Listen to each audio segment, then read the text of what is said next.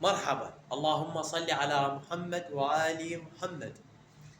نصيحة إلى جميع الشعب العراقي وإلى عوائلنا الكرام، ونصيحة للآباء ونصيحة للأمهات: لا تخلون الأطفال يشترون شعالات بيوم رأس السنة. هاي الشعالات أولا جاي تأذيهم شخصيا، ثانيا هاي الإطلاقات النارية والشعالات جاي تأذي المجتمع، جاي تزعجهم من ناحية الصوت. ثالثا آخر فترة انتشرت